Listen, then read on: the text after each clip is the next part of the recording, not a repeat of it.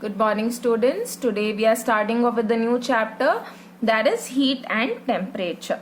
Now heat is nothing but it's a form of energy.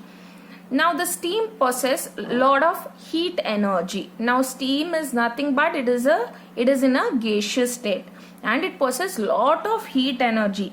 And this energy which is possessed in steam or present in steam is capable of doing work. Okay, which is capable of doing work and is called heat energy. So the steam which is in a gaseous state has lot of energy and this is capable of doing work and it's called as heat energy. How is it capable of doing work? We will try to understand this. The same heat energy of steam is used in pressure cooker. Only when the steam builds up, right, the food is getting cooked. It builds up pressure inside the cooker and sounds up the whistle. We can define heat as a form of energy. So we know that with the increase in the pressure, the steam is also slowly getting built up, and because of which the food is getting cooked. Heat is expressed in calorie or joule. So there is a unit to express this heat. That unit is nothing but calorie or joule. What are the applications of heat in our daily life? To warm our homes, cook our food. It also provides hot water, dries laundry and makes electric bulbs glow. In industries, heat is used to melt, shape, cut, coat and harden metals and to join glass, plastic and metals together. Look at the innumerable number of uses this heat has. Heat is also used to make and process food. Process food means to pack the food, prepare glass, paper, fiber and many other products. It helps in running our machinery. Okay, heat energy is required to run the machinery, move airplanes, cars, rockets and ship. In thermal power plant, heat energy of steam causes a wheel of giant turbines to spin, driving generators that produce electricity. So what happens over here is the heat energy that is present in the steam is used to run big turbines, means these are huge wheels. So it is used to run them and thereby it drives the generator which in turn produces electricity. Electricity provides light and gives power to run all kinds of equipments from electric bulbs to electric trains. So this is with respect to the uses of heat. Let us try to understand what are the sources of heat.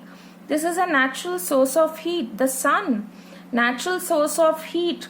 Only tiny fraction of heat produced in the sun strikes the earth. So it's not that all the heat energy that is being produced from the sun is reaching. Okay, few of them is getting reflected back. Only tiny fraction of it strikes the earth. The earth contains heat deep inside. Volcanoes and hot springs. Hot springs are nothing but from the earth. Hot water is arising. Contains a lot of heat which is transmitted from the center of the earth. Fuels. This is fuels such as coal, wood, etc. on burning produce heat due to the conversion of chemical energy. What is this coal wood made up of? It is made up of carbon. Chemical. When you burn it, heat is being released. Nuclear energy is used to generate large amount of heat. Friction. When two bodies are rubbed against each other, heat is produced. You can try this by rubbing your palm. When you rub your palm, heat is being produced. Electricity. Electric current flows through a wire. So what happens? The wire gets heated. The flow of electricity through metals generates heat and is used in appliances like electric furnaces, ovens, cooking ranges, dryers, heaters, toasters, etc. So these are the places where, these are the sources of heat. Effect of heat. In cold weather, we wear heavy clothes. Why? Because to trap the heat within our body. Otherwise, what happens? The heat is let out.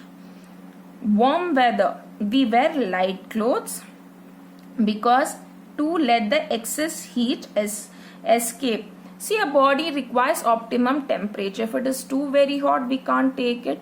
If it's too very cold, we can't take it. So appropriate clothes has to be worn. Our bodies use the food we eat to produce the heat that keeps our body temperature at about 37 degrees Celsius. The food what we consume is broken down to release energy, and that energy is used to produce energy as well as energy in form of heat, and that heat is used to maintain the body temperature at about 37 degree. Whenever a substance, whether it's solid, liquid or gas, is heated, number of changes are taking place. What are those changes? Heating a substance raises its temperature. Applying heat to a body changes its shape and size. How is it so? By when you heat the candle, wax on heating gets melted and it spreads. So the shape and size is changed. Heat accounts for changes in state. That is, it converts solid to liquid and liquids to gas.